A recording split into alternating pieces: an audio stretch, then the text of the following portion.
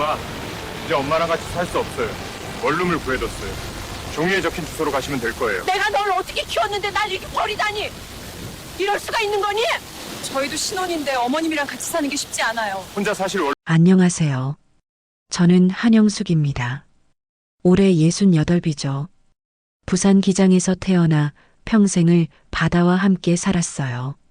16살에 물질을 배웠고 20에 해녀가 됐습니다. 차가운 파도 속을 헤엄치며 전복과 소라를 캤죠. 손끝이 퉁퉁 부을 때까지 일했어요. 그렇게 아들 하나 키웠습니다. 민철이는 제 자랑이었어요. 공부도 잘했고 착하기까지 했죠. 대학 나와서 수산물 회사에 취직했을 때 저는 정말 기뻤습니다. 내 아들이 이제 바다가 아닌 사무실에서 일한다는 게 얼마나 뿌듯했는지 몰라요. 5년 전 저는 해녀 일을 그만뒀습니다. 무릎이 안 좋아졌거든요. 정부에서 주는 보상금 1억 원을 받았어요. 그리고 고향 마을에 있던 작은 땅도 있었죠. 아버지가 남겨주신 땅이었습니다. 요즘은 그 땅값이 3억은 된다고 하더군요. 그런데 이상했어요. 민철이가 자꾸 돈 이야기를 꺼냈습니다. 엄마, 그 땅 팔 생각 없으세요? 보상금은 어디다 넣어두셨어요? 처음엔 그냥 궁금해서 물어보는 줄 알았죠. 아들이 어머니 재산을 신경 쓰는 건 당연한 거니까요. 그런데 며느리 서연이까지 가세하니 뭔가 이상하다는 느낌이 들었습니다. 어머님, 요즘 시골 땅은 빨리 처분하는 게 좋대요. 서연이는 피부과에서 상담사로 일해요. 말을 참 예쁘게 하죠. 그런데 그 예쁜 말 뒤에 뭔가 숨어 있는 것 같았습니다. 오늘 민철이한테서 전화가 왔어요. 엄마, 이번 주말에 통영 가실래요? 회사 일도 있고 맛있는 것도 먹고요. 가슴이 뛰었습니다. 아들이 먼저 연락을 하다니요. 요즘 바빠서 통화도 잘 안 됐거든요. 저는 얼른 대답했어요. 그래, 좋지. 엄마가 뭐 준비할 거 있니? 아니요, 그냥 편하게 오세요. 민철이 목소리는 밝았어요. 그런데 왜일까요? 뭔가 어색한 느낌이 들었습니다. 토요일 아침 민철이 부부가 차를 몰고 왔어요. 검은색 외제차였죠. 민철이가 문을 열어줬습니다. 엄마 타세요. 그래, 고맙다. 뒷좌석에 앉았어요. 서연이는 조수석에 앉아서 핸드폰만 들여다봤죠. 인사도 없었습니다. 그냥 고개만 까딱했어요. 차는 해안도로를 따라 달렸습니다. 창밖으로 푸른 바다가 보였어요. 파도가 하얗게 부서지고 갈매기들이 날아다녔죠. 익숙한 풍경이었습니다. 평생을 본 바다였어요. 민철아, 회사 일은 잘 되니? 네, 그럭저럭요. 요즘 힘든 거 없고? 괜찮아요, 엄마. 대답이 짧았어요. 예전 같지 않았죠. 민철이는 원래 수다스러운 아이였거든요. 학교에서 있었던 일, 친구들 이야기를 신나게 하던 아들이었습니다. 서연이가 핸드폰에서 눈을 떼지 않았어요. 손가락만 바쁘게 움직였죠. 저는 그 뒷모습을 보면서 가슴이 답답해졌습니다. 며느리와 대화를 나눠본 게 언제였을까요? 2시간쯤 달렸을까요? 차가 통영항 여객 터미널 앞에 섰습니다. 갑자기 비가 내리고 바닷바람이 세게 불었어요. 파도 소리가 크게 들렸죠. 여기서 내리세요, 엄마. 응? 여기가 어딘데? 통영항이요. 여기서 점심 먹을 거예요. 민철이가 제 팔을 잡았습니다. 힘이 세더군요. 거의 끌다시피 해서 저를 차에서 내렸어요. 서연이는 트렁크를 열었죠. 거기 제 가방이 있었습니다. 이게 뭐니? 어머님 짐이요. 짐? 무슨 짐? 가슴이 철렁 내려앉았어요. 뭔가 잘못됐다는 느낌이 들었죠. 민철이가 가방을 내려놓으면서 말했습니다. 엄마, 저희가 요즘 너무 힘들어요. 무슨 소리니? 빚이 많아요. 집도 팔아야 할 것 같고요. 그럼 엄마한테 왜 말을 안 했니? 내가 도와줄 수 있는데. 서연이가 끼어들었어요. 어머님, 저희도 어쩔 수 없어요. 어머님을 모실 형편이 안 돼요. 뭐? 귀를 의심했습니다. 며느리가 시어머니한테 이런 말을 하다니요. 민철이가 고개를 숙였어요. 엄마, 미안해요. 근처에 원룸 하나 구해뒀어요. 거기서 좀 지내세요. 원룸? 네. 여기서 10분 거리예요. 월세는 제가 넣어뒀고요. 손이 떨렸습니다. 다리에 힘이 풀렸죠. 아들이 저를 버리는 거였어요. 그것도 이렇게 갑자기요. 민철아, 엄마가 뭘 잘못했니? 잘못한 거 없어요. 그냥 저희 형편이 안 되는 거예요. 형편이 안 되면 같이 어려움을 나눠야지. 왜 엄마를 내쫓니? 서연이가 한숨을 쉬었어요. 어머님, 너무 그러지 마세요. 저희도 힘들어요. 바람이 더 세게 불었습니다. 머리카락이 흩날렸죠. 바다 냄새가 코끝을 찔렀어요. 짠내가 났습니다. 눈물 같은 냄새였죠. 민철이가 종이 한 장을 건넸어요. 주소예요. 택시 타고 가세요. 짐은 제가 나중에 갖다 드릴게요. 민철아. 엄마, 죄송해요. 민철이는 그 말만 남기고 차에 올라탔습니다. 서연이도 따라 탔죠. 차 문이 닫혔어요. 엔진 소리가 났고 차는 천천히 움직이기 시작했습니다. 저는 그 자리에 서서 차를 바라봤어요. 검은 차가 점점 멀어졌죠. 바닷바람이 옷을 파고들었습니다. 추웠어요. 이렇게 추운 줄 몰랐습니다. 손에 쥔 종이를 펼쳤어요. 주소가 적혀 있었죠. 통영시 무전동 3층 원룸. 낯선 동네였습니다. 가방을 들었어요. 무거웠죠. 평생을 일한 손이었지만 지금은 가방 하나 드는 것도 버거웠습니다. 터미널 앞 택시 정류장으로 걸어갔어요. 사람들이 오갔죠. 가족들과 함께 온 사람들이었어요. 웃으면서 이야기하고 사진도 찍었습니다. 행복해 보였어요. 저는 택시를 탔습니다. 기사님한테 주소를 보여줬죠. 여기로 가주세요. 네, 알겠습니다. 차가 출발했어요. 창밖으로 통영항이 멀어졌습니다. 바다도 멀어졌죠. 가슴속에서 뭔가 무너지는 소리가 들렸어요. 아들을 위해 평생을 살았는데 이렇게 버림받는구나. 그 생각이 머릿속을 가득 채웠습니다. 택시는 좁은 골목길로 접어들었어요. 낡은 빌라들이 줄지어 서 있었죠. 페인트가 벗겨진 벽, 녹슨 철문, 깨진 화분들이 보였습니다. 다 왔습니다. 택시가 멈췄어요. 미터기를 보니 5,000원이었죠. 지갑을 꺼내서 돈을 냈습니다. 감사합니다. 차에서 내렸어요. 3층 건물이 눈앞에 있었죠. 회색 건물이었습니다. 외벽에 금이 가 있었어요. 계단을 올랐습니다. 무릎이 아팠죠. 한 계단씩 천천히 올라갔어요. 3층까지 올라가는데 한참 걸렸습니다. 문 앞에 섰어요. 301호였죠. 주머니에서 열쇠를 꺼냈습니다. 민철이가 가방에 넣어뒀더군요. 문을 열었어요. 삐걱거리는 소리가 났습니다. 방 안으로 들어갔죠. 작은 공간이었어요. 원룸이라고 하기도 민망할 정도였습니다. 침대 하나, 작은 책상 하나, 그리고 창문이 하나 있었어요. 창문을 열었습니다. 바깥 풍경이 보였죠. 다닥다닥 붙은 건물들, 빨래가 널린 베란다들, 그리고 멀리 보이는 바다 한 조각이었습니다. 저는 침대에 앉았어요. 가방을 바닥에 내려놓았죠. 조용했습니다. 너무 조용했어요. 평생을 바다소리와 함께 살았는데 지금은 차 소리만 들렸습니다. 핸드폰을 꺼냈어요. 민철이한테 전화를 걸까 하다가 멈췄습니다. 전화해서 뭐라고 할까요? 다시 데려가 달라고 할까요?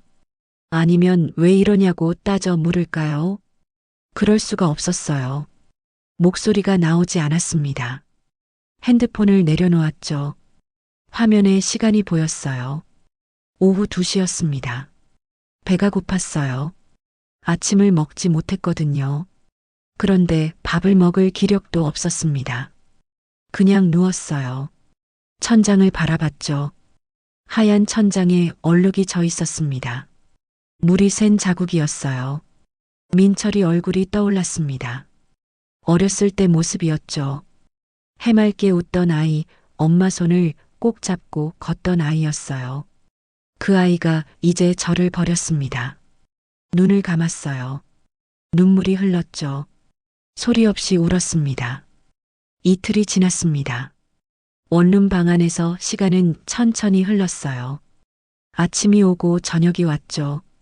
그런데 하루하루가 너무 길었습니다. 민철이한테서 연락이 없었어요. 서연이도 마찬가지였죠. 제가 먼저 전화를 걸까 하다가 멈췄습니다. 자꾸 연락하면 부담스러워 할 것 같았거든요. 냉장고는 텅 비어 있었어요. 근처 슈퍼마켓에서 우유랑 식빵을 샀죠. 그걸로 끼니를 때웠습니다. 입맛이 없었어요. 뭘 먹어도 모래를 씹는 것 같았습니다. 밤이면 잠을 이루지 못했어요. 어둠 속에서 천장만 바라봤죠. 민철이 생각, 서연이 생각, 그리고 제 인생이 주마등처럼 지나갔습니다. 수요일 아침이었어요. 핸드폰이 울렸습니다. 민철이었죠. 가슴이 두근거렸어요. 얼른 전화를 받았습니다. 여보세요, 민철아? 엄마, 저예요. 그래, 잘 지냈니? 네. 엄마는요? 응, 엄마도 잘 지내. 거짓말이었어요. 하나도 안 괜찮았죠. 그런데 아들한테 그런 말을 할 수가 없었습니다. 엄마, 오늘 시간 있으세요?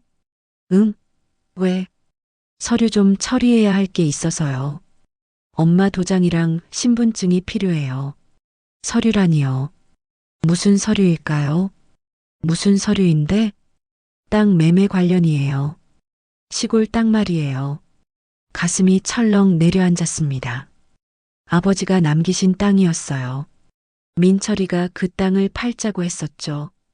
그 땅을 팔아야 하니? 네, 엄마. 지금 안 팔면 나중에 더 손해예요. 세금도 많이 나오고요. 목소리가 다급했어요. 거짓말 같지는 않았죠. 그런데 뭔가 찝찝했습니다. 민철아, 그 땅은. 엄마, 제발 좀 도와주세요. 저희 정말 힘들어요. 아들이 애원했습니다. 제가 뭐라고 더 말할 수 있었을까요? 알았어. 그럼 어디로 가면 되니? 제가 갈게요. 1시간 후에 엄마 계신 곳 앞으로요. 그래, 알겠다. 전화가 끊어졌습니다. 저는 옷을 갈아입었어요. 낡은 옷이었죠. 새 옷을 살 마음이 생기지 않았습니다. 거울을 봤어요. 초췌한 얼굴이 보였죠. 눈가에 주름이 깊어졌습니다. 1시간 후 집 앞으로 내려갔어요. 검은 차가 서 있었습니다. 민철이 차였죠. 조수석에는 서연이가 앉아 있었어요. 뒷좌석 문이 열렸습니다. 엄마, 타세요. 그래. 차에 올랐어요. 민철이가 운전석에 앉아 있었죠. 시동을 걸었습니다. 어디로 가는 거니? 공인중개사 사무실이요. 거기서 서류 작성하면 돼요. 차가 출발했어요. 창밖 풍경이 빠르게 지나갔죠. 통영 시내를 벗어나 외곽으로 향했습니다. 민철아, 요즘 회사는 괜찮니? 네, 괜찮아요. 집은 아직 안 팔았고? 아직이요. 대답이 짧았어요. 예전처럼 자세히 말해주지 않았죠. 서연이가 핸드폰만 봤습니다. 고개도 돌리지 않았어요. 제가 없는 것처럼 행동했죠. 30분쯤 달렸을까요? 차가 한적한 곳에 멈췄습니다. 낡은 건물 앞이었어요. 간판에 삼성공인중개사라고 적혀 있었죠. 여기에요, 엄마. 차에서 내렸습니다. 건물 안으로 들어갔어요. 작은 사무실이었죠. 책상 하나, 의자 몇 개, 그리고 서류 더미가 있었습니다. 중년 남자가 앉아 있었어요. 머리가 벗겨진 사람이었죠. 민철이를 보더니 웃었습니다. 오셨어요? 네, 사장님. 어머님이시죠? 남자가 저를 봤어요. 눈빛이 날카로웠습니다. 네, 그렇습니다. 앉으세요. 의자에 앉았어요. 민철이와 서연이도 옆에 앉았죠. 남자가 서류를 꺼냈습니다. 여러 장이었어요. 복잡해 보였죠? 신분증이랑 도장 주세요. 가방에서 꺼냈습니다. 신분증과 도장이었어요. 남자한테 건넸죠. 남자가 서류에 뭔가를 적기 시작했어요. 빠르게 움직였습니다. 펜 소리만 들렸죠. 여기 서명하시고 도장 찍으세요. 서류를 밀어줬습니다. 저는 내용을 읽으려고 했어요. 그런데 글씨가 너무 작았죠. 잘 보이지 않았습니다. 이게 뭐예요? 토지 매매 계약서요. 어머님 땅 파는 거예요. 아, 그렇군요. 민철이가 옆에서 말했습니다. 엄마, 빨리 해주세요. 시간이 없어요. 그래, 알았어. 서명을 했어요. 도장을 찍었죠. 한 장, 두 장, 세 장. 계속 찍었습니다. 다 됐어요. 남자가 서류를 챙겼어요. 서랍에 넣었죠. 수고하셨습니다. 네. 일어섰습니다. 민철이도 일어났어요. 서연이는 이미 밖으로 나가고 있었죠. 사무실을 나왔어요. 밖은 햇살이 따가웠습니다. 눈이 부셨죠. 민철아, 이제 집으로 가는 거니? 아니요, 엄마. 응? 저희는 일이 있어서요. 엄마 혼자 가셔야 해요. 혼자? 가슴이 답답해졌습니다. 같이 차를 타고 온 건데 저만 두고 가겠다는 거였어요. 서연이가 끼어들었습니다. 어머님, 저기 터미널 있어요. 거기서 버스 타고 가세요. 손가락으로 가리켰어요. 100m쯤 떨어진 곳에 작은 터미널이 보였죠. 그런데 엄마, 정말 급해요. 다음에 뵐게요. 민철이가 차에 올라탔습니다. 서연이도 따라 탔어요. 문이 닫혔죠. 차가 출발했어요. 저를 두고 떠났습니다. 저는 그 자리에 멍하니 서 있었어요. 바람이 불었죠. 먼지가 일었습니다. 터미널로 걸어갔어요. 발걸음이 무겁게 느껴졌죠. 다리가 아팠습니다. 터미널은 작았어요. 대합실도 없었죠. 그냥 정류장 하나뿐이었습니다. 시간표를 봤어요. 다음 버스는 30분 후였죠. 벤치에 앉았습니다. 플라스틱 벤치였어요. 딱딱했죠. 주변을 둘러봤어요. 논밭이 펼쳐져 있었습니다. 멀리 산이 보였죠. 조용한 곳이었어요. 사람도 별로 없었습니다. 가슴속에서 불안감이 올라왔어요. 뭔가 잘못됐다는 느낌이었죠. 아까 그 서류가 떠올랐습니다. 제대로 읽지도 못하고 도장을 찍었어요. 민철이가 급하다고 해서 그냥 찍었죠. 혹시 제가 잘못한 걸까요? 핸드폰을 꺼냈어요. 민철이한테 전화를 걸었습니다. 신호가 갔죠. 한 번, 두 번, 세 번. 받지 않았어요. 다시 걸었습니다. 또 받지 않았죠. 손이 떨렸어요. 불안감이 커졌습니다. 서연이한테도 전화를 걸었어요. 역시 받지 않았죠. 가슴이 두근거렸습니다. 숨이 가빠졌어요. 뭔가 이상했어요. 분명히 이상했죠. 민철이는 왜 서류 처리만 하고 저를 두고 갔을까요? 왜 전화를 받지 않을까요? 그리고 그 서류는 정말 땅 매매 계약서였을까요? 아까 그 중개사 남자가 떠올랐습니다. 날카로운 눈빛이었어요. 믿음직스럽지 않았죠. 버스가 왔습니다. 낡은 버스였어요. 문이 열렸죠. 타세요. 기사님이 말했습니다. 차에 올랐어요. 요금을 냈죠. 뒷자리에 앉았습니다. 버스가 출발했어요. 창밖으로 풍경이 지나갔죠. 논밭, 집, 가게들이 보였습니다. 머릿속이 복잡했어요. 생각이 꼬리를 물었죠. 민철이는 왜 그렇게 급하게 서류를 처리했을까요? 왜 저를 혼자 두고 갔을까요? 그리고 서연이는 왜 그렇게 차갑게 굴까요? 버스는 덜컹거렸습니다. 도로가 울퉁불퉁했어요. 몸이 흔들렸죠. 1시간쯤 지났을까요?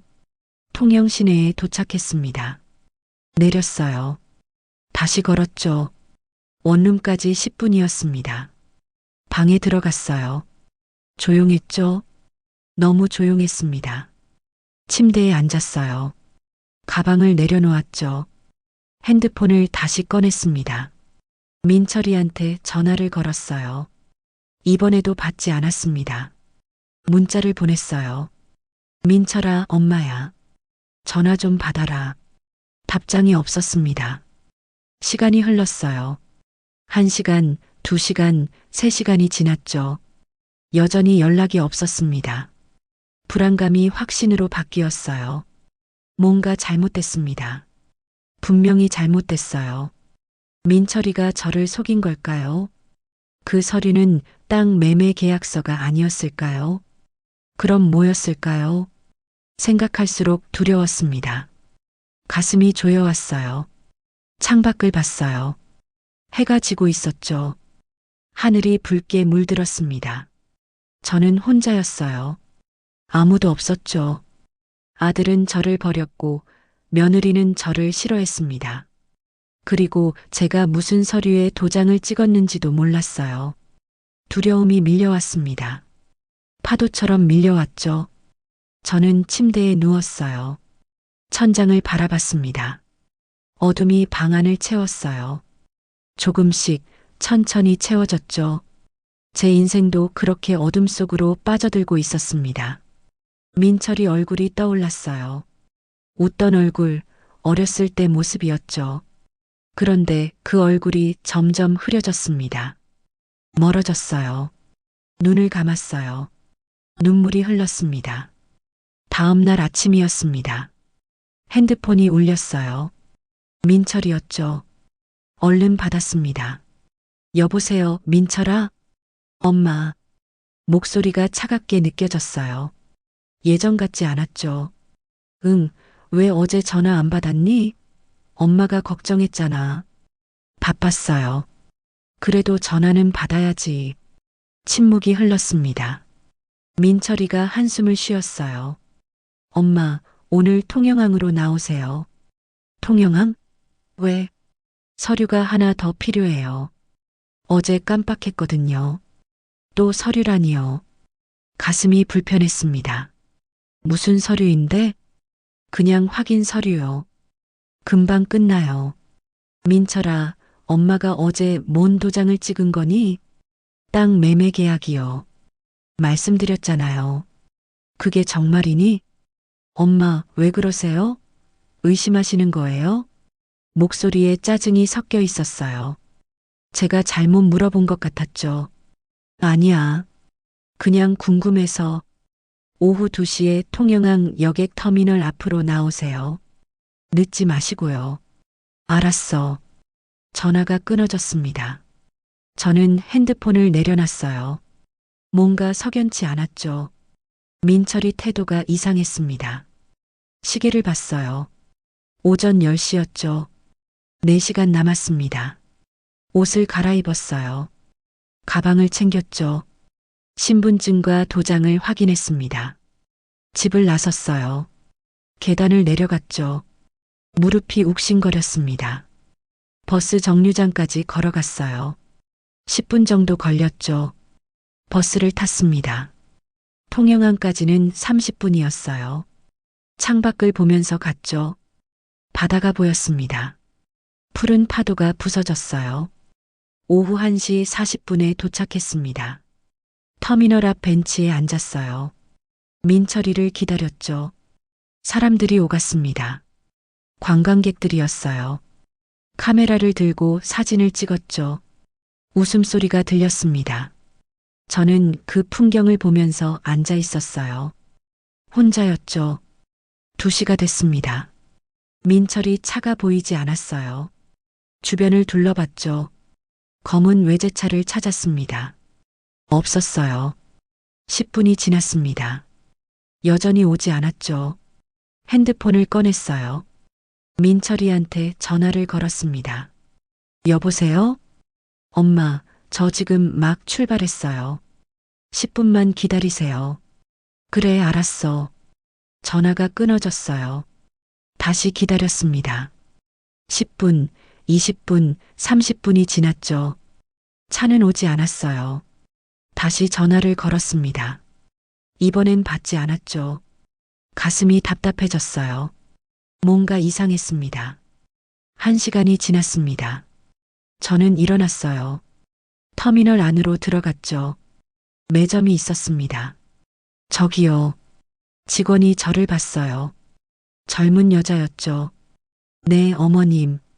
혹시 여기서 차 번호판 조회 같은 거 할 수 있나요? 네. 그건 경찰서에 가셔야 해요. 아, 그렇군요.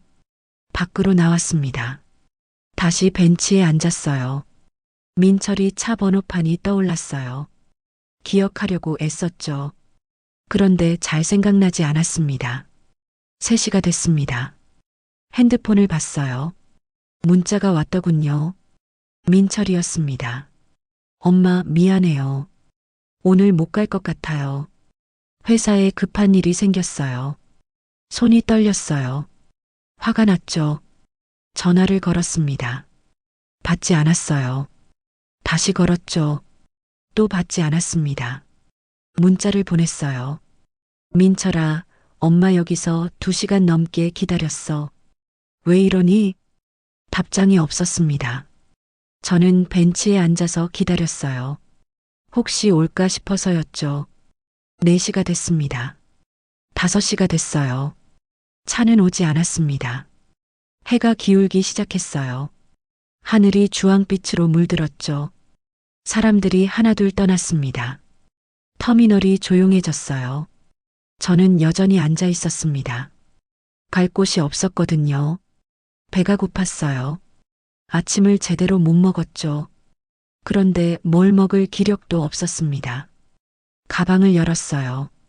지갑을 꺼냈죠. 돈을 확인했습니다. 10,000원짜리 3장이었어요. 30,000원밖에 없었죠. 카드도 받습니다. 체크카드 하나뿐이었어요. 잔액이 얼마나 남았을까요? 근처 편의점으로 갔습니다. 김밥 하나를 샀어요. 2,000원이었죠.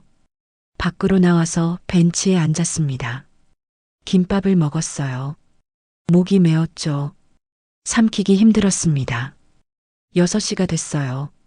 핸드폰을 다시 봤습니다. 민철이한테서 연락이 없었죠. 문자를 보냈어요.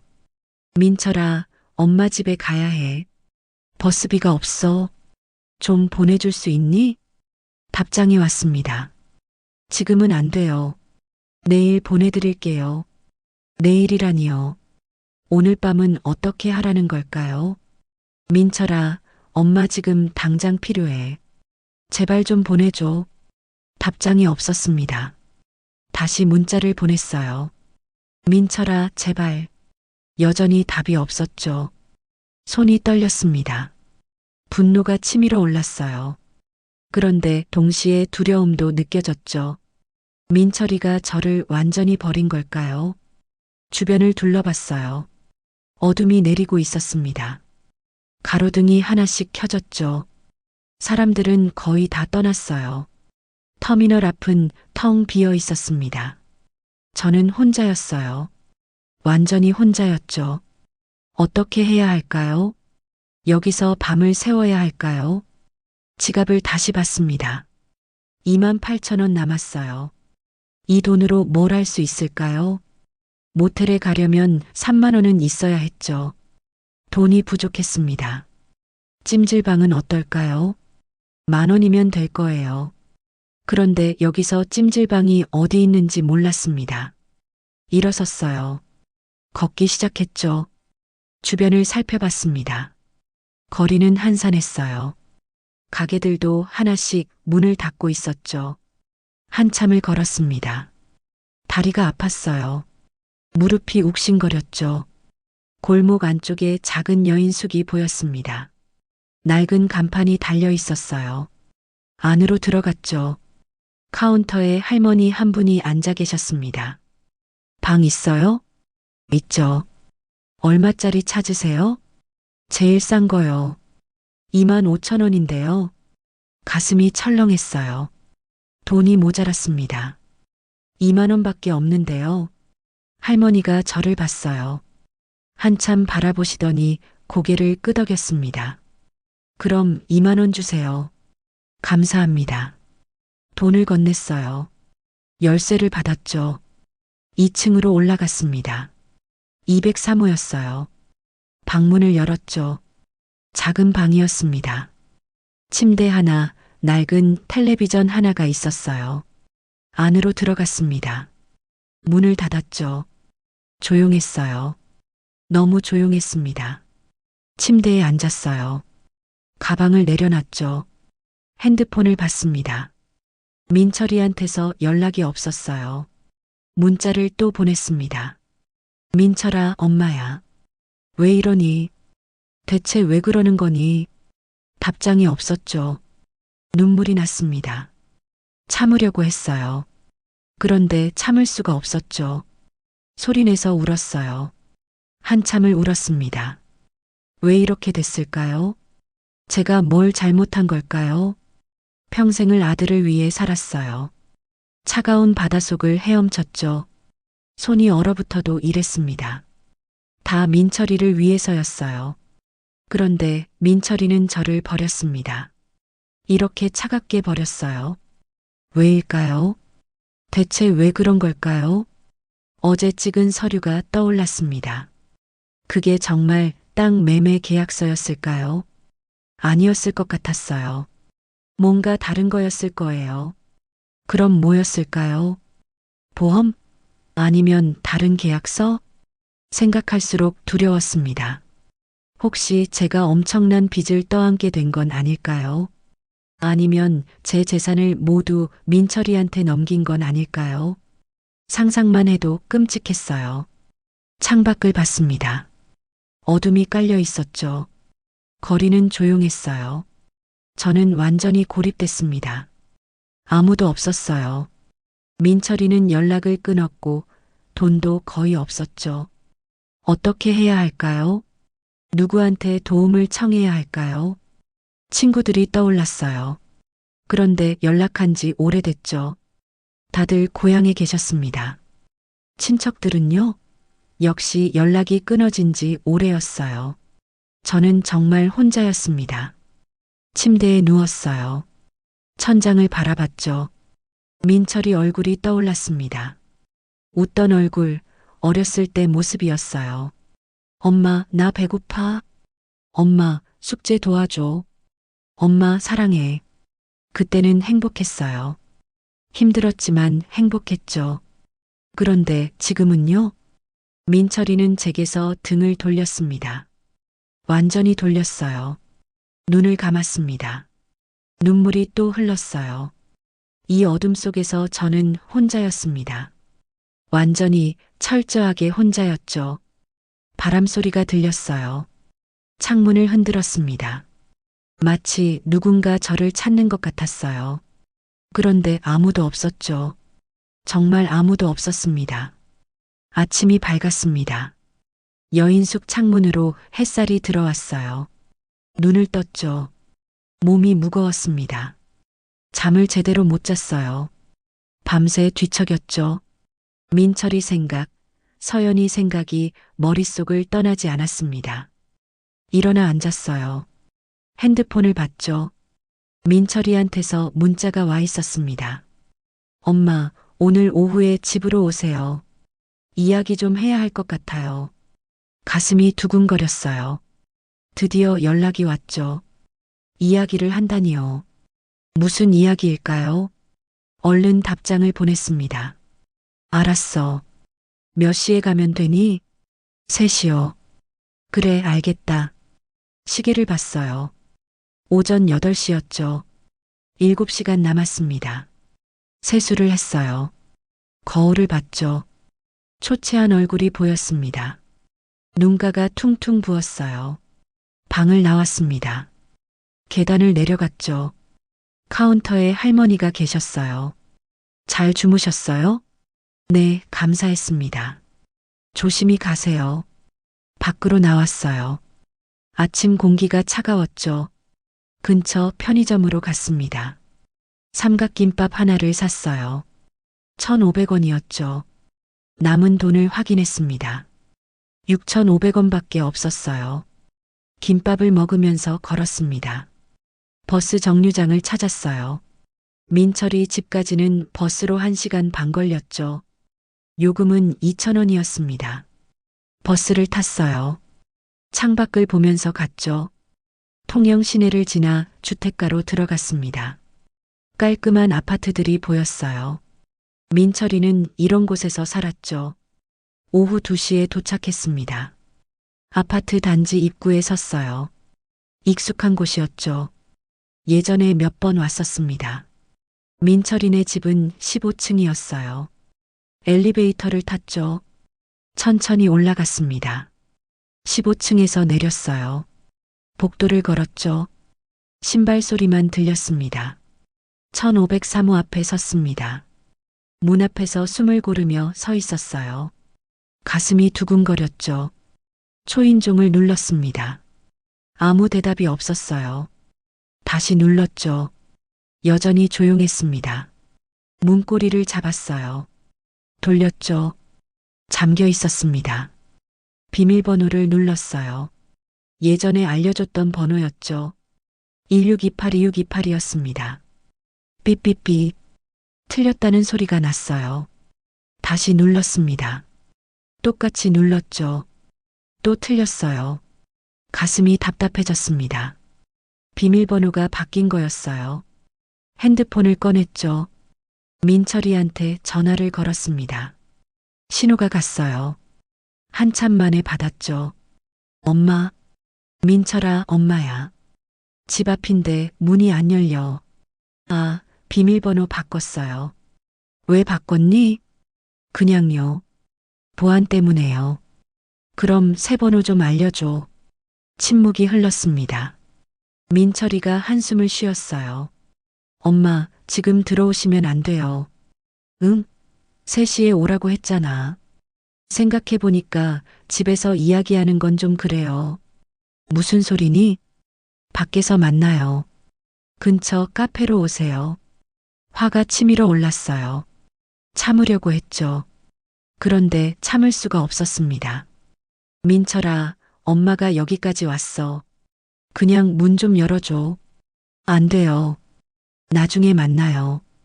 왜 안 되는데? 그냥 안 돼요. 전화가 끊어졌습니다. 손이 떨렸어요. 핸드폰을 쥔 손에 힘이 들어갔죠. 다시 전화를 걸었습니다. 받지 않았어요. 또 걸었죠. 역시 받지 않았습니다. 문을 두드렸어요. 쾅쾅 소리를 냈죠. 민철아, 엄마야, 문 좀 열어줘. 안에서 인기척이 들렸습니다. 발소리가 났어요. 그런데 문은 열리지 않았죠. 민철아, 제발. 목소리가 커졌습니다. 복도에 울려 퍼졌어요. 옆집 문이 열렸습니다. 중년 남자가 나왔어요. 시끄러워요. 조용히 좀 하세요. 죄송합니다. 남자가 문을 닫았어요. 저는 다시 민철이네 집 문을 바라봤습니다. 귀를 문에 갖다 댔어요. 안에서 소리가 들렸죠. 웃음소리였습니다. 민철이와 서연이 목소리였어요. 웃고 있었죠. 이제야 좀 편하게 살겠네. 서연이 목소리였습니다. 그러게. 계속 눈치 보느라 힘들었어. 민철이였어요. 땅 팔린 거 확인했어? 응, 어제 연락 왔어. 3억이래. 와, 대박. 그럼 우리 빌라 투자 다시 할 수 있겠다. 당연하지. 웃음소리가 더 커졌습니다. 귀에서 피가 나는 것 같았어요. 머리가 어지러웠죠. 땅을 팔았다고요? 제 땅을요? 제가 도장을 찍은 게 그거였던 거예요. 땅을 파는 계약서였죠. 3억이라고 했습니다. 그 돈을 민철이가 가져간 거였어요. 다리에 힘이 풀렸습니다. 주저앉을 것 같았죠. 벽에 손을 짚었어요. 간신히 버텼습니다. 안에서 대화가 계속됐어요. 엄마는 어떻게 할 거야? 서연이가 물었습니다. 그냥 두면 돼. 원룸비는 석 달치 넣어뒀으니까. 석 달 후엔? 그때 가서 생각하지 뭐. 어차피 우리가 계속 모실 순 없잖아. 그렇긴 하지. 솔직히 부담이었어. 나도 알아. 미안해. 괜찮아. 당신 잘못 아니야. 웃음소리가 또 들렸습니다. 가슴이 무너져 내렸어요. 숨을 쉴 수가 없었죠. 민철이가 저를 완전히 버린 거였습니다. 돈만 빼앗고 버렸어요. 석 달 후엔 원룸에서도 쫓겨나겠죠. 그럼 저는 어디로 가야 할까요? 손이 떨렸습니다. 온몸이 떨렸어요. 문을 두드렸습니다. 3개 두드렸죠. 민철아, 문 열어. 당장 열어. 안이 조용해졌어요. 대화가 멈췄죠. 민철아, 엄마 목소리 안 들려? 문 열라고. 여전히 조용했습니다. 내가 어떻게 이럴 수가 있니? 엄마를 이렇게 버릴 수가 있어. 목소리가 갈라졌어요. 울음이 터져 나왔죠. 평생을 너 하나만 보고 살았어. 차가운 바다에서 죽을 뻔하면서도 이랬어. 다 너 때문이었어. 문을 주먹으로 쳤습니다. 쾅쾅 소리가 났어요. 돈이 필요하면 말을 하지. 왜 몰래 땅을 팔아? 그게 너희 것이니. 옆집 문이 또 열렸습니다. 아까 그 남자였어요. 아니, 정말 시끄럽네요. 경찰 부를 거예요. 죄송해요. 죄송합니다. 남자가 화난 얼굴로 문을 닫았어요. 저는 민철이네 집 문 앞에 주저앉았습니다. 눈물이 줄줄 흘렀어요. 멈출 수가 없었죠. 민철아, 제발. 작은 목소리로 말했습니다. 안에서는 여전히 조용했어요. 얼마나 앉아 있었을까요? 10분쯤 지났을 거예요. 다리가 저려왔습니다. 일어나야 했어요. 벽을 짚고 일어섰죠. 비틀거렸습니다. 복도를 걸었어요. 엘리베이터를 탔죠. 거울에 비친 제 모습을 봤습니다. 눈이 퉁퉁 부었어요. 머리는 흐트러졌죠. 초라한 모습이었습니다. 1층에 도착했어요. 밖으로 나갔죠. 해가 기울고 있었습니다. 저녁이 다가오고 있었어요. 아파트 단지 벤치에 앉았습니다. 주변을 봤어요. 사람들이 오갔죠. 가족들이었습니다. 아이 손을 잡고 걷는 부모, 함께 웃는 노부부들이 보였어요. 저는 혼자였습니다. 아들한테 버림받고 집에도 들어가지 못했어요. 남은 돈은 4,500원 뿐이었죠. 갈 곳도 없었습니다. 하늘을 올려다봤어요. 구름이 흘러갔죠. 민철이가 태어났을 때가 떠올랐습니다. 작은 손, 작은 발이었어요. 제 품에 안겼을 때의 따스함이 기억났죠. 엄마가 너를 지켜줄게. 그렇게 약속했었어요. 평생을 그 약속을 지켰습니다. 힘들어도 참았어요. 추워도 일했죠. 다 민철이를 위해서였습니다. 그런데 민철이는 저를 버렸어요. 가슴속에서 뭔가가 끊어지는 소리가 들렸습니다. 그건 슬픔이 아니었어요. 분노였습니다. 천천히 일어섰어요. 주먹을 쥐었죠. 더 이상 울지 않기로 했습니다. 더 이상 애원하지 않기로 했어요. 이제는 싸워야 했습니다. 민철이가 빼앗아간 제 땅을 되찾아야 했어요. 제 권리를 찾아야 했죠. 어떻게 해야 할까요? 법적으로 대응해야 할 것 같았어요. 변호사를 만나야 했죠. 그런데 돈이 없었습니다. 변호사 비용을 낼 수가 없었어요. 무료 법률 상담은 어떨까요? 찾아봐야 했습니다. 핸드폰을 꺼냈어요. 검색을 했죠. 통영시 법률구조공단이 나왔습니다. 주소를 확인했어요. 내일 가보기로 했습니다.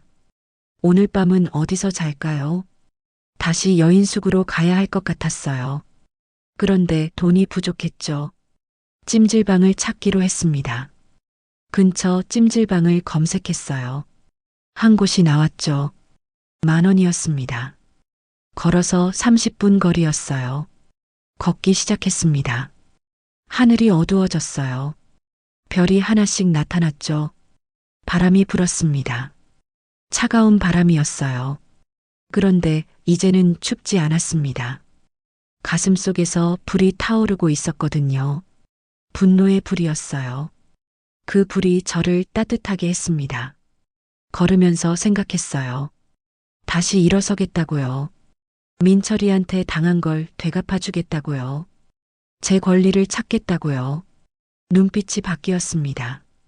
더 이상 슬픈 눈이 아니었어요. 단단한 눈이었죠. 바다에서 살아남은 해녀의 눈이었습니다. 걸음을 멈추지 않았어요. 앞으로 나아갔죠. 어둠 속에서도 걸었습니다. 포기하지 않았어요. 절대 포기하지 않을 거였습니다. 찜질방 매트에 누웠습니다. 천장이 보였어요.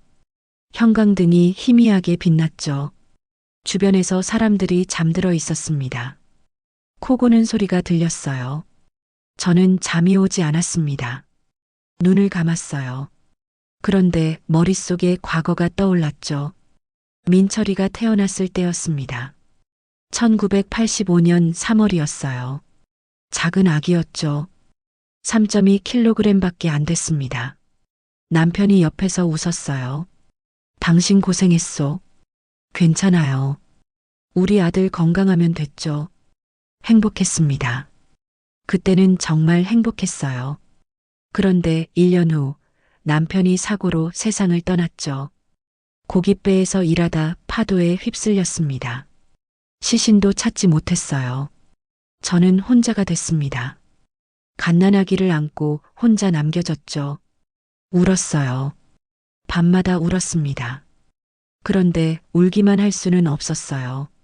민철이를 키워야 했거든요. 해녀 일을 시작했습니다.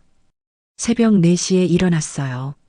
잠옷을 벗고 잠수복을 입었죠. 바다로 갔습니다. 차가운 물속으로 들어갔어요. 전복을 캤죠.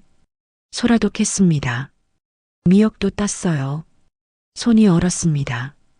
입술이 파래졌죠. 그래도 멈추지 않았어요. 계속 일했습니다. 저녁에 집으로 돌아오면 민철이가 기다리고 있었어요. 엄마, 달려와서 안겼죠. 작은 팔로 제 목을 감았습니다. 배고파요. 그래, 엄마가 밥 해줄게. 부엌에서 밥을 지었어요. 반찬을 만들었죠. 민철이와 함께 밥을 먹었습니다. 행복한 시간이었어요. 엄마 맛있어. 그래, 많이 먹어. 민철이가 크면서 돈이 더 필요했습니다. 학원비가 있었어요. 교재비도 있었죠. 옷도 사줘야 했습니다. 더 많이 일했어요. 하루에 10시간씩 바다에 있었죠. 겨울에도 일했습니다. 눈이 와도 나갔어요. 엄마, 너무 힘들면 쉬세요. 괜찮아. 엄마는 안 힘들어. 거짓말이었어요. 너무 힘들었죠. 무릎이 아팠습니다. 허리도 아팠어요. 밤마다 진통제를 먹었죠. 그래도 참았습니다. 민철이를 위해서였어요. 고등학교에 들어갈 때였습니다. 등록금이 100만 원이었어요. 큰 돈이었죠. 저축한 돈을 꺼냈습니다. 부족했어요. 해녀 동료들한테 돈을 빌렸죠. 영수가 이거 갚아야 돼. 알아, 고마워.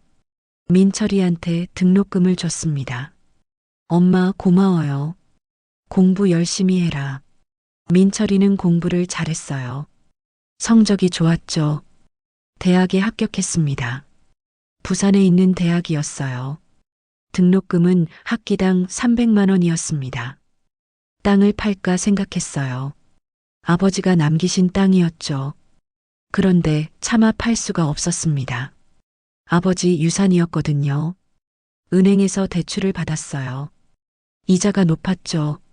그래도 괜찮았습니다. 민철이가 대학을 다니는 게 중요했어요.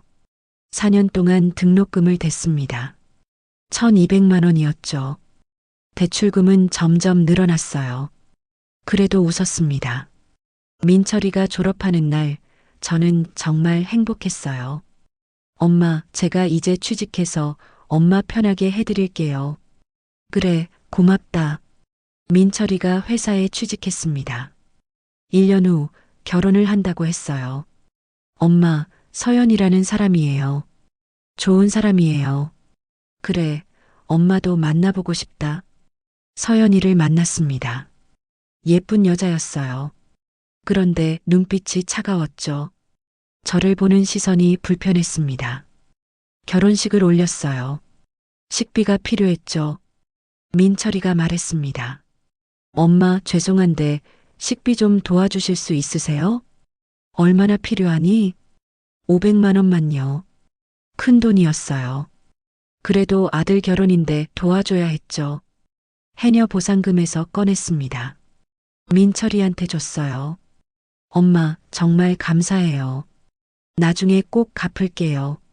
아니야, 괜찮아. 엄마가 주는 거야. 신혼집도 필요했습니다. 전세금이 1억이었어요.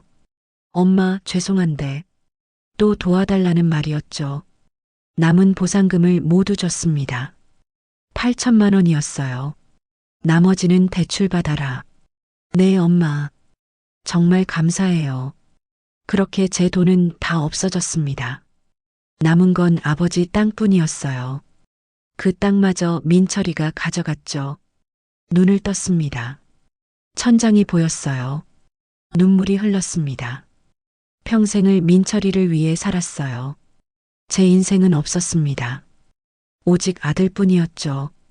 그런데 아들은 저를 버렸어요. 돈만 빼앗고 버렸습니다. 가슴이 무너져 내렸어요. 이게 제가 받아야 할 대가였을까요? 헌신의 대가가 배신이었나요? 주먹을 쥐었습니다. 아니에요. 이렇게 끝낼 수 없었습니다. 제 권리를 찾아야 했어요. 제가 바친 세월을 되찾아야 했죠. 일어나 앉았습니다. 결심했어요. 내일 아침 법률구조공단으로 가겠다고요. 싸우겠다고요. 끝까지 싸우겠다고 다짐했습니다. 아침 6시에 일어났습니다. 찜질방 화장실에서 세수를 했어요. 거울을 봤죠. 얼굴이 여전히 초췌했습니다. 그런데 눈빛은 달랐어요. 어제와는 다른 눈이었죠. 밖으로 나왔습니다. 새벽 공기가 차갑게 느껴졌어요. 근처 편의점으로 갔습니다. 삼각김밥과 우유를 샀죠. 3,000원이었습니다. 남은 돈을 확인했어요. 1,500원 뿐이었습니다. 김밥을 먹으면서 생각했어요. 오늘 해야 할 일들을 정리했죠. 첫째, 법률구조공단 방문. 둘째, 은행에서 계좌 확인. 셋째, 민철이가 판 땅에 대한 정보 수집. 핸드폰으로 법률구조공단을 검색했습니다. 9시에 문을 연다고 했어요. 시계를 봤죠. 6시 30분이었습니다. 2시간 반 남았어요. 걷기 시작했습니다. 통영 시내로 향했죠. 1시간쯤 걸었을까요? 다리가 아팠어요. 그래도 멈추지 않았습니다. 은행 앞을 지나갔습니다. 문득 생각이 났어요. 제 통장이 어떻게 됐을까요? 민철이가 뭔가 손을 댔을까요? 은행 문이 열리는 시간을 확인했습니다. 9시였어요. 법률구조공단보다 은행을 먼저 가기로 했습니다. 근처 공원 벤치에 앉았어요. 시간을 기다렸죠. 사람들이 조깅을 하고 있었습니다. 아침 운동을 하는 사람들이었어요. 평화로운 풍경이었죠. 저와는 다른 세상 같았습니다. 9시가 됐어요. 은행으로 갔습니다. 문이 열렸죠. 안으로 들어갔어요. 번호표를 뽑았습니다. 23번이었어요. 의자에 앉아서 기다렸죠. 한 명씩 호출됐습니다. 30분쯤 지났을까요? 23번 고객님, 일어났어요. 창구로 갔죠. 젊은 여자 직원이 앉아 있었습니다. 어떻게 오셨어요? 제 계좌 조회 좀 하고 싶은데요. 신분증 주세요. 가방에서 꺼냈습니다. 신분증을 건넸어요. 직원이 컴퓨터를 두드렸죠. 통장 가지고 오셨어요? 아니요. 집에 두고 왔어요. 그럼 계좌번호 아세요? 잘 모르겠는데요. 본인 확인되면 조회 가능합니다. 생년월일이랑 주소 말씀해 주세요. 불렀습니다. 생년월일과 주소를 말했어요. 직원이 다시 컴퓨터를 봤죠. 확인됐습니다. 계좌가 2개 있으시네요. 2개요? 네. 하나는 오래된 계좌고요. 하나는 최근에 만든 계좌예요. 최근에 만든 계좌라니요. 제가 만든 적이 없었어요. 최근 계좌가 언제 만들어진 건가요? 3주 전이요. 3주 전. 그때쯤 민철이가 처음 연락을 했었죠. 그 계좌 잔액이 얼마예요? 잠시만요. 직원이 확인했습니다. 0원이요. 가슴이 철렁 내려앉았어요. 0원이요? 그럼 돈이 다 어디 갔어요? 이체됐네요. 일주일 전에 3억이 들어왔다가 바로 이체됐어요. 3억? 땅 판 돈이었습니다. 어디로 이체됐는지 알 수 있나요? 개인정보라 자세히는 못 알려드려요. 근데 정민철 씨 계좌로 갔네요. 민철이었어요. 역시 민철이가 가져간 거였죠. 다른 계좌는요? 오래된 계좌요? 50만 원 있어요. 50만 원. 그게 제가 가진 전부였습니다. 새 계좌는 누가 만든 건가요? 본인 명의로 됐어 있어요. 그런데 대리인이 만들 수도 있거든요. 민철이가 제 명의로 계좌를 만든 거였어요. 그리고 땅 판 돈을 거기로 넣었죠. 바로 자기 계좌로 빼간 겁니다. 손이 떨렸어요. 분노가 치밀어 올랐죠. 그 계좌 폐쇄할 수 있나요? 본인이시니까 가능하죠. 하시겠어요? 네. 절차를 밟았습니다. 계좌가 폐쇄됐어요. 그리고 오래된 계좌에서 돈 좀 찾을게요. 얼마나요? 30만 원이요. 알겠습니다. 돈을 찾았어요. 10,000원짜리 30장이었죠. 가방에 넣었습니다. 은행을 나왔어요. 숨을 크게 쉬었죠. 민철이가 정말 치밀하게 준비했더군요. 제 명의로 계좌를 만들고 땅 판 돈을 빼갔어요. 그런데 실수를 했습니다. 제가 계좌를 폐쇄할 수 있다는 걸 몰랐던 거죠. 이제 저한테도 무기가 생겼어요. 50만 원이었습니다. 크지 않았죠. 그래도 시작할 수 있었어요. 법률구조공단으로 갔습니다. 3층 건물이었어요. 간판이 걸려 있었죠. 안으로 들어갔습니다. 접수대가 있었어요. 상담 신청하러 왔는데요. 어떤 문제세요? 재산 관련이요. 아들이 제 땅을 몰래 팔았어요. 직원이 고개를 끄덕였습니다. 서류 작성해 주세요. 그리고 상담 예약하시면 돼요. 서류를 받았어요. 작성했죠. 다음 주 화요일 오전 10시에 가능해요. 그때 올게요. 신분증이랑 관련 서류 가지고 오세요. 알겠습니다. 공단을 나왔습니다. 다음 주까지 기다려야 했어요. 오늘은 목요일이었죠. 닷새 남았습니다. 그동안 뭘 해야 할까요? 증거를 모아야 했어요. 민철이가 저를 속였다는 증거였죠. 그 중개사 사무실이 떠올랐습니다. 거기 가면 뭔가 있을 것 같았어요. 주소를 기억하려고 애썼습니다. 그런데 정확히 기억나지 않았죠. 택시 타고 갔던 길을 되짚어 봤어요. 삼성공인중개사라는 간판이었죠. 핸드폰으로 검색했습니다. 나왔어요. 통영 외곽에 있었습니다. 버스를 타고 갔습니다. 1시간 걸렸어요. 중개사 앞에 도착했죠. 익숙한 건물이었습니다. 안으로 들어갔어요. 그 남자가 앉아 있었습니다. 머리 벗겨진 사람이었죠. 저를 보더니 눈을 크게 떴어요. 어머님? 안녕하세요. 어쩐 일이세요? 며칠 전에 여기서 서류 작성했잖아요. 네, 그렇죠. 그 서류 사본 받을 수 있나요? 남자 얼굴이 굳었습니다. 그건 어려운데요. 왜요? 개인정보 문제가 있어서요. 거짓말 같았어요. 뭔가 숨기는 게 있었죠. 제가 계약 당사자잖아요. 제 서류인데요. 그래도 안 돼요. 규정이에요. 남자가 단호하게 말했습니다. 저는 물러서지 않았어요. 그럼 경찰에 신고하겠어요. 사기 계약이었거든요. 사기요? 남자 얼굴이 창백해졌습니다. 네. 제가 내용도 모르고 도장 찍었어요. 속은 거죠. 그건 사본 안 주시면 경찰서 갈 거예요. 여기 와서 조사받으셔야 할 거예요. 남자가 당황했습니다. 손을 들었죠. 잠깐만요. 기다리세요. 서랍을 열었어요. 서류를 꺼냈습니다. 복사기로 가더니 사본을 만들었어요. 제게 건넸죠. 여기요. 이거 가지고 가세요. 감사합니다. 서류를 받았습니다.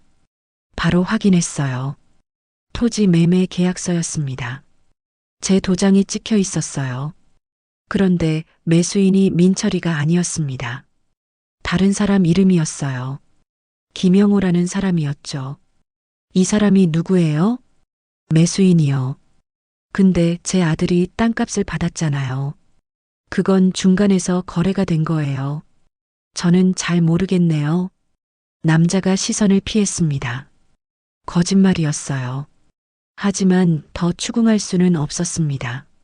사본을 받은 것만으로도 충분했어요. 알겠습니다. 중개사를 나왔습니다. 서류를 다시 봤어요. 계약 금액은 3억이었죠. 민철이가 이 돈을 가져갔습니다. 그런데 명의는 다른 사람으로 돼 있었어요. 뭔가 복잡한 거래였던 거죠. 법률 상담에서 이걸 보여주면 될 것 같았습니다. 가슴이 두근거렸어요. 희망이 보였죠. 이제 싸울 수 있었습니다. 증거가 있었거든요. 버스를 타고 돌아왔습니다. 원룸으로 갔어요. 침대에 앉았죠. 서류를 펼쳐놓고 천천히 읽었습니다. 계약 날짜, 계약 내용, 서명과 도장 모두 확인했어요. 민철이가 아무리 교묘하게 했어도 증거는 남아 있었습니다. 핸드폰을 꺼냈어요. 사진을 찍었죠. 서류를 여러 장 찍었습니다. 혹시 모를 상황에 대비했어요. 창밖을 봤습니다. 해가 기울고 있었어요. 내일부터 본격적으로 준비해야겠죠. 변호사 상담, 증거 수집, 그리고 민철이와의 대면이었습니다. 두렵지 않았어요. 이제는 두렵지 않았습니다.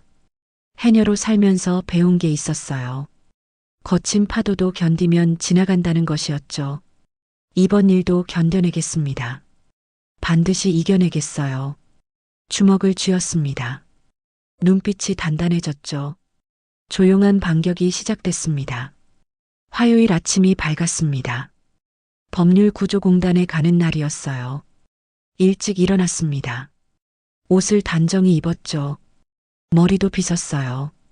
거울을 봤습니다. 얼굴에 생기가 돌았어요. 예전과 달랐죠. 가방에 서류를 챙겼습니다. 계약서 사본, 신분증, 통장 사본까지 모두 넣었어요. 버스를 타고 갔습니다. 30분 걸렸죠. 법률구조공단 앞에 도착했어요. 숨을 깊이 들이마셨습니다. 안으로 들어갔죠. 접수대로 갔어요. 10시 예약한 한영숙입니다. 네, 3번 상담실로 가시면 돼요. 복도를 지나 3번 상담실로 갔습니다. 문을 두드렸어요. 들어오세요. 안으로 들어갔습니다. 중년 남자가 앉아 있었어요. 변호사였죠? 앉으세요. 의자에 앉았습니다. 어떤 문제로 오셨어요? 아들이 제 땅을 몰래 팔았어요. 변호사가 고개를 끄덕였습니다. 자세히 말씀해 주세요. 처음부터 끝까지 이야기했어요. 민철이가 저를 속인 것, 서류에 도장을 찍게 한 것, 땅이 팔린 것, 돈이 민철이 계좌로 간 것까지 모두 말했습니다. 변호사가 서류를 봤어요. 계약서를 확인했죠. 이건 명백한 사기예요. 정말요? 네. 계약 내용을 제대로 설명하지 않고 도장을 받았잖아요. 게다가 매수인 명의와 실제 수령인이 다르네요. 그럼 어떻게 해야 하나요? 먼저 계약 무효 소송을 제기해야 해요. 그리고 형사 고소도 가능합니다. 고소요? 네. 사기죄로 고소할 수 있어요. 가슴이 뛰었습니다. 방법이 있었던 거예요. 그럼 땅을 되찾을 수 있나요? 계약이 무효 처리되면 가능하죠. 다만 시간이 좀 걸려요. 얼마나요? 빠르면 6개월, 길면 1년 정도요. 긴 시간이었어요. 그래도 괜찮았습니다. 포기하는 것보단 나았죠. 돈은 얼마나 드나요? 소송 비용은 100만 원 정도 예상되고요. 여기는 법률구조공단이니까 조건 되시면 무료 지원 가능해요. 조건이 뭔가요? 재산이 일정 금액 이하여야 해요. 어머님은 해당될 것 같은데요. 희망이 보였습니다. 돈 걱정 없이 소송할 수 있었어요. 신청하고 싶어요. 그럼 서류 작성하시고 심사 받으시면 돼요. 서류를 받았습니다. 천천히 작성했어요. 1시간쯤 걸렸을까요? 모두 작성했죠. 제출할게요. 네, 심사는 일주일 정도 걸려요. 결과 나오면 연락드릴게요. 감사합니다. 공단을 나왔습니다. 가슴이 가벼웠어요.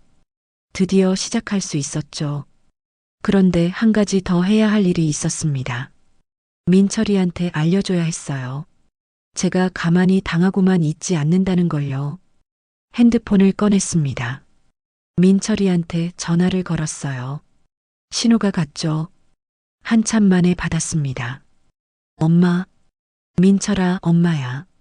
무슨 일이에요? 목소리가 차갑게 느껴졌어요. 내가 법률구조공단 다녀왔다. 네, 너 고소할 거야. 사기죄로. 침묵이 흘렀습니다. 민철이가 당황한 게 느껴졌어요. 엄마, 무슨 소리예요? 내 땅 몰래 팔았잖아. 그거 사기야. 엄마가 도장 찍었잖아요. 내용도 모르고 찍게 했지. 그게 사기라는 거야. 엄마, 진정하세요. 진정? 나 지금 아주 정신 멀쩡해. 변호사도 만났어. 소송 준비 중이야. 민철이가 한숨을 쉬었습니다. 엄마, 그러지 마세요. 가족끼리 왜 이래요? 가족? 너희가 나를 가족으로 봤니?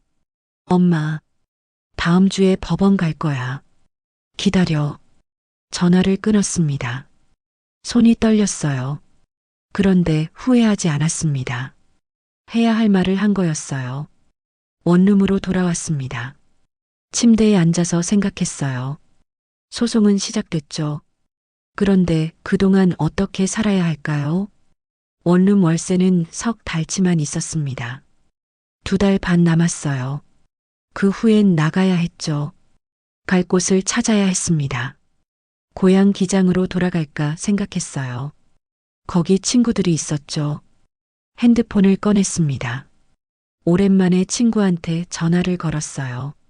여보세요? 순애야, 나 영숙이야. 어머, 영숙아. 오랜만이다. 그러게. 잘 지냈어? 그럭저럭. 너는? 나 좀 힘든 일이 있었어. 순애한테 이야기했습니다. 다 말했어요. 순애가 한숨을 쉬었습니다. 어휴, 그런 일이 있었구나. 응. 그래서 고향으로 돌아갈까 해. 그래 와. 여기 빈 방도 있어. 당분간 우리 집에서 지내. 정말? 그럼 우리 친구 아니야. 눈물이 날 것 같았어요. 고마워, 순애야. 뭘? 힘들 때 서로 돕는 거지. 전화를 끊었습니다. 마음이 따뜻해졌어요. 아직 저를 도와주는 사람이 있었죠. 일주일이 지났습니다. 법률구조공단에서 연락이 왔어요. 지원 승인됐다고 했습니다. 다음 주부터 소송 절차가 시작된다고 했어요. 기뻤습니다. 드디어 시작이었죠. 그런데 그날 오후 민철이한테서 전화가 왔습니다. 엄마 만나요.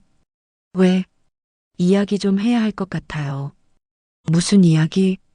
그냥 만나요. 제발이요. 목소리에 다급함이 느껴졌어요. 어디서? 엄마 계신데 근처 카페요. 주소 보낼게요. 알았어. 오후 3시에 만나기로 했습니다. 카페로 갔어요. 작은 카페였죠. 안으로 들어갔습니다. 민철이와 서연이가 앉아 있었어요. 저를 보더니 일어났습니다. 엄마. 민철이 얼굴이 창백했어요. 서연이도 마찬가지였죠. 의자에 앉았습니다. 무슨 이야기인데? 민철이가 고개를 숙였어요. 엄마, 죄송해요. 뭐가? 제가 잘못했어요. 땅을 그렇게 판 것도, 엄마를 속인 것도요. 서연이도 고개를 숙였습니다. 어머님, 저도 죄송해요. 저는 그들을 바라봤어요. 표정을 읽으려고 했죠. 진심일까요? 아니면 소송이 무서워서 하는 말일까요? 왜 사과하는 거니? 정말 잘못했어요. 용서해 주세요. 민철이가 무릎을 꿇었습니다. 카페 바닥에 무릎을 꿇었어요. 엄마, 제발요. 소송 취하해 주세요. 서연이도 따라 무릎을 꿇었습니다. 어머님, 저희가 정말 잘못했어요. 주변 사람들이 쳐다봤어요. 수군거렸죠. 저는 그들을 내려다봤습니다. 예전 같았으면 당장 일으켜 세웠을 거예요. 아들이 무릎 꿇는 걸 어떻게 보고만 있겠어요. 그런데 지금은 달랐습니다. 일어나. 엄마. 일어나라고 했어. 두 사람이 일어났습니다.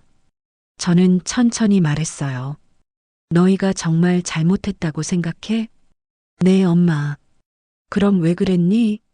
왜 날 속였어? 민철이가 입술을 깨물었습니다. 돈이 필요했어요. 돈? 3억이나 되는 돈이? 투자가 잘못됐어요. 빌라 투자가요. 다 날렸어요. 그래서 내 땅을 판 거야? 네. 한숨이 나왔습니다. 민철아, 나 평생 바다에서 살았어. 네, 알아요. 바다는 거칠었어. 파도도 세고 물도 차가웠지. 민철이가 고개를 숙였어요.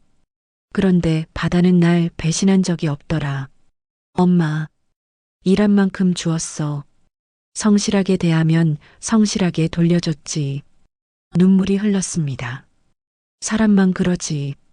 사람만 배신하더라. 엄마, 정말 죄송해요. 특히 내 아들이 그랬어. 죄송해요, 엄마. 정말이요. 민철이가 울었습니다. 어른이 된 아들이 울고 있었어요. 서연이도 눈물을 닦았죠.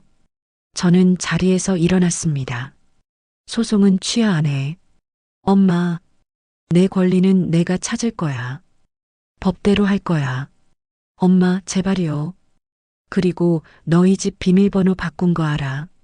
죄송해요. 괜찮아. 나도 결심했어. 뭐요? 나 고향으로 돌아갈 거야. 기장으로. 민철이가 눈을 크게 떴습니다. 엄마, 그럼 저희는? 너희 알아서 살아라. 나는 이제 내 인생 살 거야. 엄마. 뒤도 돌아보지 않고 카페를 나왔습니다. 뒤에서 민철이가 부르는 소리가 들렸어요. 엄마, 엄마. 멈추지 않았습니다. 계속 걸었죠. 눈물이 흘렀어요. 그런데 후회하지 않았습니다. 해야 할 말을 했고 해야 할 결정을 내렸어요. 이제 저는 자유로웠습니다.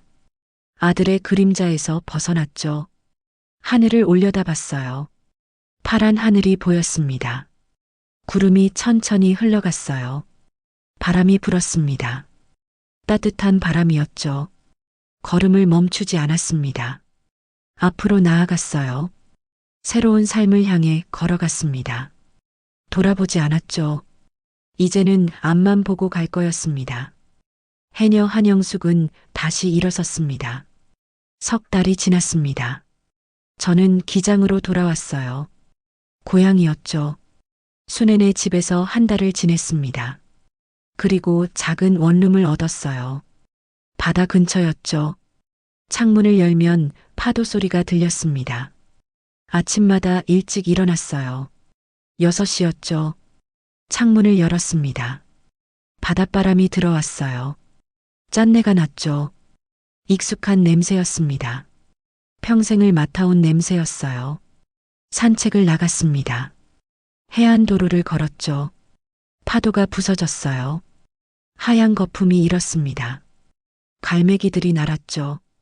울음소리가 들렸어요. 예전에 일하던 포구를 지나갔습니다. 아직도 해녀들이 나가고 있었어요.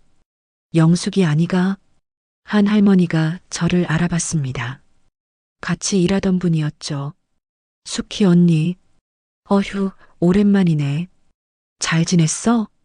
네, 언니도요. 요즘 뭐하고 지내? 그냥 쉬고 있어요. 그래, 이제 좀 쉬어야지. 숙희 언니가 웃었습니다. 가끔 우리랑 같이 나가. 물질은 안 해도 되니까 그냥 배라도 타고. 그럴게요. 오늘 저녁에 우리 집으로 와. 저녁 먹자. 감사해요, 언니. 마음이 따뜻해졌어요. 고향 사람들은 달랐습니다. 법원 소송은 진행 중이었어요. 변호사가 잘 처리하고 있다고 했죠. 시간이 걸리겠지만 결과는 좋을 거라고 했습니다. 저는 기다릴 수 있었어요. 급하지 않았죠. 이제는 제 시간이 있었거든요. 원룸으로 돌아왔습니다. 작은 부엌에서 밥을 지었어요. 김치찌개를 끓였죠. 혼자 먹는 밥이었습니다. 외로울 수도 있었어요. 그런데 편했습니다. 눈치 볼 일이 없었죠. 천천히 먹었어요. 창밖을 보면서 먹었습니다. 바다가 보였어요. 푸른 바다였죠. 파도가 계속 밀려왔습니다. 밀려왔다가 빠져나갔어요. 반복이었죠. 끝없는 반복이었습니다. 그런데 그게 평화로웠어요. 식사를 마치고 설거지를 했습니다. 그리고 침대에 앉아서 책을 읽었어요. 도서관에서 빌린 책이었죠. 소설이었습니다. 한참을 읽었어요. 해가 기울었습니다. 저녁이 됐죠. 순애 언니 집으로 갔습니다. 순애 언니가 반갑게 맞아줬어요. 왔어? 들어와. 네, 언니. 식탁에 음식이 가득했습니다. 생선구이, 나물, 된장찌개가 있었어요. 같이 먹었죠. 이야기도 나눴습니다. 영수가 요즘 어때? 좋아요, 언니. 진짜? 네. 처음엔 힘들었는데 이제 괜찮아요. 아들 생각 안 나? 민철이가 떠올랐습니다. 가슴이 아팠어요. 나긴 나죠. 그래, 그럴 수밖에. 근데 후회는 안 해요. 잘한 거야. 너 인생 사는 거 맞아. 순애 언니가 제 손을 잡았습니다. 앞으로도 잘 살 거야. 네, 언니. 집으로 돌아왔습니다. 밤이었어요. 별이 많이 나 있었죠. 하늘을 올려다봤습니다. 별들이 반짝였어요. 수없이 많은 별이었죠. 그 중에 유난히 밝은 별 하나가 보였습니다. 남편이 떠올랐어요. 민철이 아버지였죠. 여보, 내가 잘하고 있는 거 맞죠? 바람이 불었습니다. 대답 같았어요. 원룸으로 들어갔습니다. 침대에 누웠어요. 천장을 바라봤죠. 지난석 달이 떠올랐습니다. 힘들었어요. 정말 힘들었죠. 울기도 많이 울었습니다. 절망하기도 했어요. 그런데 이겨냈습니다. 포기하지 않았어요. 싸웠죠. 그리고 지금 여기 있었습니다. 자유로운 제가 있었어요. 외로울 때도 있었습니다. 그건 사실이었죠. 밤에 혼자 누워 있으면 쓸쓸했어요. 민철이 생각도 났습니다. 어렸을 때 모습이 떠올랐죠. 그럴 때면 눈물이 났어요. 그런데 괜찮았습니다. 이제야 진짜 제 삶을 사는 거니까요. 누구 눈치 보지 않고 누구한테 의지하지 않고 제 발로 서 있는 거였어요. 그게 얼마나 소중한지 알게 됐습니다. 희생만이 사랑은 아니었어요. 때로는 단호함도 필요했죠. 때로는 거리두기도 필요했습니다. 그걸 이제야 배웠어요.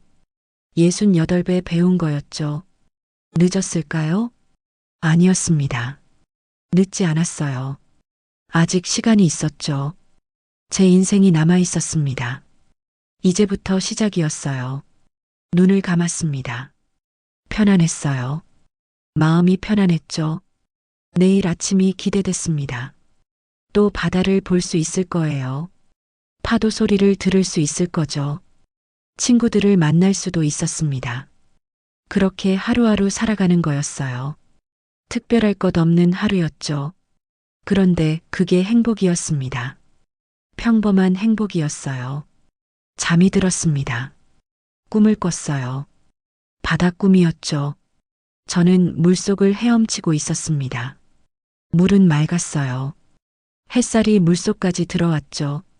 물고기들이 헤엄쳤습니다. 자유롭게 헤엄쳤어요. 저도 자유로웠습니다. 아무것도 저를 붙잡지 않았어요. 가볍게 떠올랐죠. 수면 위로 올라왔습니다. 하늘이 보였어요. 푸른 하늘이었죠. 숨을 깊이 들이마셨습니다. 살아있다는 느낌이었어요. 아침이 밝았습니다. 새로운 하루가 시작됐죠. 한영숙의 새로운 삶이 계속됐습니다. 바람이 멈춘 자리에서 다시 시작한 삶이었어요. 그 삶은 평범했지만 소중했습니다. 외로웠지만 자유로웠어요. 그리고 그게 전부였습니다. 그걸로 충분했죠. 해녀 한영숙은 다시 바다로 돌아왔습니다. 이번에는 물질을 하러 온 게 아니었어요. 그냥 살러 온 거였죠. 자기 삶을 살러 온 거였습니다. 여러분, 가족을 위한 희생이 때로는 배신으로 돌아올 수 있습니다. 하지만 영숙처럼 다시 일어설 용기를 잃지 마세요. 진짜 사랑은 희생만이 아닙니다. 때로는 자신을 지키는 단호함도 필요하죠. 늦었다고 생각할 때가 가장 빠를 때입니다. 지금이라도 자신의 삶을 찾으세요. 그럼 오늘 이야기는 여기까지입니다. 영상을 시청해주신 모든 분들 고맙습니다. 저는 AI 나레이션 연이었습니다. 구독과 좋아요 부탁드립니다. 감사합니다.